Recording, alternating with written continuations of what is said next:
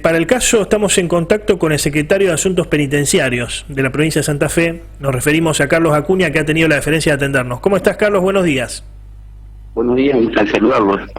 Gracias por atendernos. Bueno, en primer lugar, a ver, ¿de cuántos muertos estamos hablando? Porque hay algunos que decían 5, otros decían 4. ¿Cuál es la cifra oficial de muertos? La cifra oficial de muertos es 5, 4 en la ciudad de Santa Fe, en Las Flores, y 1 en Coronda. Ninguno de los muertos tiene que ver con un accionar del servicio penitenciario, no hay un solo herido por el servicio penitenciario. Han sido, en el caso de Coronda, donde yo tuve que actuar, digamos, yo estuve presente en Coronda, yo me hice cargo de la situación de Coronda. En Coronda hay una persona fallecida, producto de un enfrentamiento entre los propios internos y esas rencillas o esas cuentas que algunos tienen por cobrarse. En Coronda nunca se perdió el control de la cárcel, no.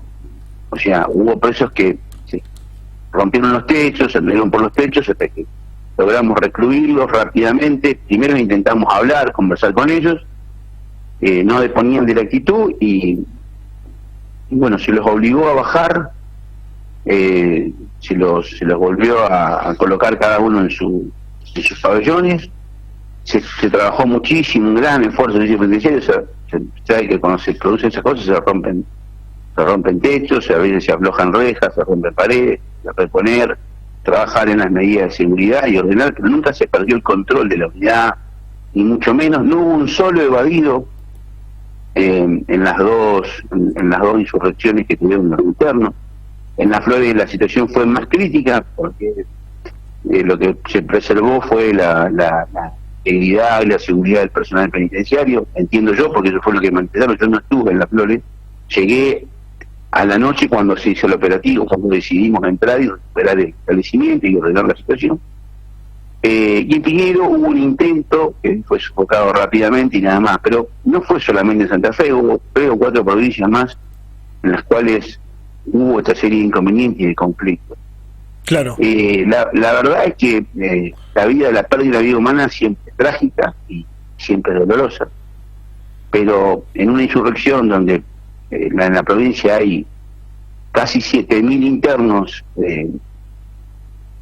plantear, digamos, la acción lamentable de ellos de 5, no creo que nos acerque a lo que sucedió en la historia. Hoy, claro. Sí, hoy tenemos dos veces y media más internos y acá no hubo un abandono de la unidad donde se permitió lo que quisieran hacer. Claro. En Coronda se controló la situación, se intervino rápidamente y bueno, ayer hoy vamos a estar haciendo muchas requisas. Lamentablemente se perdió mucho en lo material, se perdieron los talleres del IAPI, que es la industria penitenciaria, que es el lugar donde ellos van a trabajar. Se perdieron las aulas de estudio. Y eso hay que rescatarlo. Eso hay que rescatarlo porque vos posteaste inclusive imágenes en las redes sociales, estaban produciendo, creo que era en Coronda justamente, o en Piñero, ahora no recuerdo, decime si me corrijo, pero si me equivoco, corregime si me equivoco, pero estaban produciendo barbijos, no, y cofias para esta situación del coronavirus. Quemaron lamentablemente dos rollos muy grandes que eran 10.000 barbijos para el comité de crisis. Barbijo que, como yo le dije, podría haber sido utilizado por su propia familia. Claro. Quemaron la industria penitenciaria, la destruyeron, donde ellos trabajan. Quemaron madera, quemaron muebles. Ahora quemaron la sastrería, quemaron la escuela. ¿Sabe lo que hicieron en Las Flores? Quemaron la enfermería. Quemaron la enfermería, sí, una locura. Gastamos más de 3 millones de pesos en medicamentos para enfrentar la crisis, para que no tengan ningún tipo de... La quemaron absolutamente. Una locura. Mataron a 4 personas, de manera violenta, 2 de ellas. Entonces, yo, no es una crítica, no, hago el raconto, pero también quiero que la sociedad tenga en cuenta la situación. Digo, los reclamos tenían que ver con que querían lavandina en gel, entre otras cosas lo que peticionaban. Entiendo que hay lugares de hacinamiento, Antonio, no lo dicen ellos, lo dijimos nosotros apenas llegamos. Esta es una gestión que lleva 3 meses de gestión. Sí, no, además de la gente sin sentencia firme que está alojada, que es un problema de todo el país. Ahora, hay varias hipótesis dando vuelta. Uno habló, en mi caso, con gente que conoce el paño en off con la policía, y hay varias hipótesis, ¿no? Una es la de la famosa pica entre santafesinos y rosarinos, que también tiene que ver con lo que pasó en su momento allí en Coronda en el 2005. Pero que no pasó en Coronda eso, sino en Coronda fue una cosa entre santafesinos nada más, no hubo, porque si en Coronda hubiese habido 10, 15 o 20 muertos, y hubiese habido cruzamiento de pabellones, de un pabellón de una ala a la otra, bueno, claro, esa teoría es válida. Pero eso no sucedió, porque no se perdió el control de la unidad. Déjame que termine la hipótesis. Sí, esa es una de las hipótesis. La otra de las hipótesis es que hay sectores que de alguna manera quedaron afuera de este gobierno, que tenían relación con el otro gobierno, puede ser mano de obra desocupada, pero que operaron en el sentido de generar descontento y aprovecharon la situación de la crisis por el coronavirus para incentivar este tipo de levantamientos. Y la tercera hipótesis tiene que ver con un problema de salud, es que, o tendría que ver con un problema de salud, es que hay droga en las cárceles, o habría droga en las cárceles, y producto de que no se podían llevar adelante las visitas higiénicas, donde se presupone que las mujeres llevan o llevarían droga en su cuerpo, esto se desató por la abstinencia de algunos presos. ¿Hay alguna de estas hipótesis que sea real o se acerque a lo que sucedió? Sí, la primera ya digo que no, porque efectivamente no hubo pérdida de control. Claro. Si hubiese habido pérdida de control y hubiese habido gente de un pabellón a otro, te digo ya, esto es así. La información que hay en la calle penitenciaria, digamos, la información que surge de los pasillos es simplemente que muchas veces las bandas se separan, se van peleando, hubo una separación, hace tiempo que hay problema, aprovecharon la situación y se cobraron una vida. Esto es lo que dice la información del servicio, digamos. Claro. Las otras dos hipótesis tienen grado de validez porque lo dicen ellos mismos. Si usted corta la visita, corta el ingreso. Entonces la gente dice, no controlan, sí, controlamos, pero vos le vas a explicar mejor que yo porque tenés más tiempo. Nosotros tenemos muchos problemas con la requisa cuando ingresa gente. Eso no quiere decir que no tengamos debilidad humana y que nosotros no tengamos también agentes del servicio que tengan actitudes que no son acorde a la función del servicio. ¿Se entiende? Sí, ahora, sí. Yo no voy a implosionar el servicio hacia adentro y no voy a hablar mal del personal, porque la verdad que el personal hace un gran esfuerzo, y si no hubiese sido por el esfuerzo y el compromiso del servicio, es imposible sostener la prestación del servicio penitenciario en las condiciones en que estamos y con la cantidad de internos que tenemos. Claro. Sí, Antonio, nosotros la verdad es que entendemos que a veces se exagera un poco en la demanda. Entendemos la situación de riesgo y todo lo demás.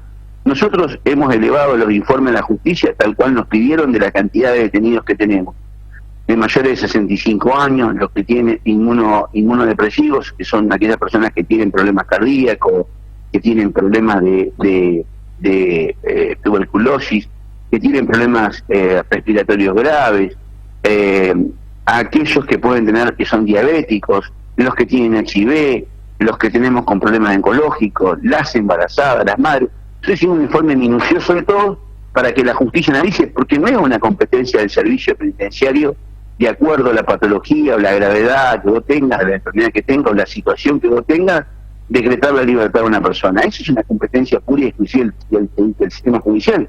No estoy haciendo una crítica, simplemente estoy marcando los límites que nosotros tenemos, ¿se entiende? Sí. Fue lo que le planteamos a los internos. Entonces, nosotros estamos dispuestos a resolver los problemas que son nuestros. Hay unas cosas que nosotros hacemos mal, las resolvemos.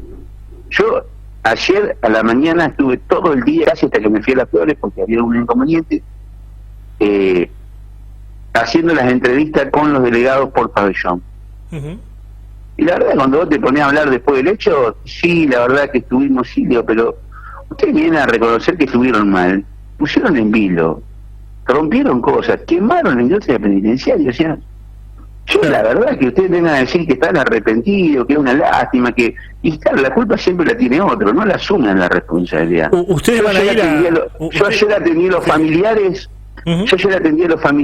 personalmente lo atendí porque hay que atender, son madres, son esposas, son hermanas, preocupadas por la salud interna. Tuve que recorrer pabellón por pabellón, sacarle foto a más de 30 personas, fijarme cómo estaban, hacerlos hablar por teléfono desde mi teléfono, para que se queden tranquilos. Y la gente me decía, son seres humanos, pero usted vio cómo quedó el penal. Usted vio cómo destrozaron la enfermería que es para ellos. Bueno, uno de los que se decía que había perdido la vida era el ex boxeador Carlos Bardomí, pero en realidad no murió. Fue tanta la presión de los colegas, pero tanta la presión. En un momento me llaman del ministerio y me dicen, pero le digo que no. Claro. Entonces llamé y digo, por favor, tómenle una foto y que el médico me mande un certificado que está, porque cuando salen medios nacionales, la cuestión tiene otro ribete, ¿no? Uh-huh. Entonces, la verdad que bueno, sucedió eso, hasta eso. En un momento en algunos medios hablaron de 30 muertos.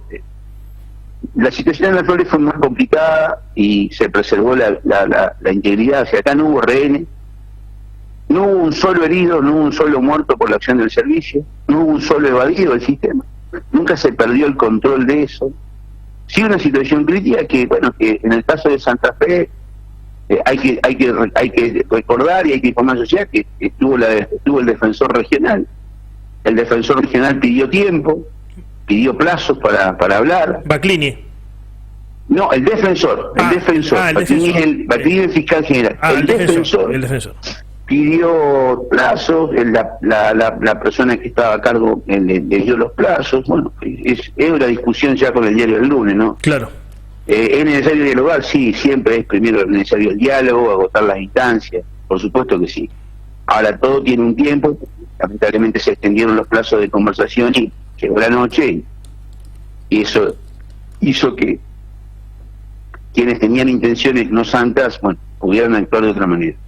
Y repito, digo, mirado desde afuera, yo creo que el balance de la situación de riesgo que tuvimos y cómo terminamos ha sido altamente exitoso. En Coronda el servicio penitenciario recuperó solo la unidad.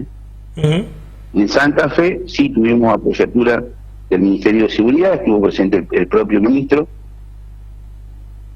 pero la verdad que la situación se controló porque cuando los internos vieron que iban a ingresar, se acomodaron prácticamente solos, excepto un solo pabellón, el resto se acomodó en su pabellón, no hubo resistencia, no. Digo, también eso colaboró a que no hubiera personas heridas. Y las contusiones que tienen algunos, ayer tuvimos que atender a varios, también son producto de las propias rencillas, del descontrol que ellos mismos tuvieron, cosa que también le explicamos a la familia. Sí, esperemos que no vuelva a suceder, ¿no? Y que de alguna manera es una situación muy extrema. Mire, cuando nosotros llegamos a la gestión y dijimos en la situación que estamos, muchos decían, están abriendo el paraguas, y yo creo que con vos lo dije la frase, sí, estoy abriendo el paraguas, porque es crítica la situación. Ahora, hay una cuestión que los internos empiezan a darse cuenta. El aislamiento es una medida de protección. Yo lo he dicho, yo no hago reportaje de forma, Antonio, digo lo que pienso y lo que hablo con ellos. Sí. Y le dijimos, miren, si nosotros no tomamos las medidas, el virus nos va a tocar casi a todos, al 60-70% de la población lo va a afectar. Entonces, cuanto menos problemas tengamos nosotros acá adentro, más posibilidades tenemos de cuidarlo. Porque la verdad es que es tan frágil el sistema de salud, por eso las medidas inteligentes que toma el gobierno, que ustedes tienen que preservarse ustedes mismos y preservar a su familia. Bueno, en el día de hoy, miércoles, jueves y viernes, en distintos días, digamos, son 2 días por unidad, vamos a habilitar el ingreso de paquetes y el depósito de dinero que la familia le pueda hacer al interno. Claro. Un poco para descomprimir esta situación de la no visita, pero también no es una medida que la tomemos nosotros, es decir, ellos reaccionaron por una medida que no es propia nuestra, ¿no? Te agradecemos. Nosotros cumplimos las normas y cumplimos los decretos y las órdenes que se emanan al gobierno, no somos libres pensadores. Te agradecemos. Sí, queda más que claro. Te agradecemos el contacto, Héctor, en esta mañana. No, el agradecimiento es para vos y yo creo que esto también lleva un poco más de tranquilidad y también intenta poner el eje en la cuestión. Digo, no hubo evadido, nadie perdió la vida por la acción del servicio, no se perdió el control de la unidad en Coronda y en Las Flores, en donde la situación fue más crítica, se recuperó rápidamente sin mayores inconvenientes. Les dejo un fuerte abrazo y como siempre a disposición. Adiós.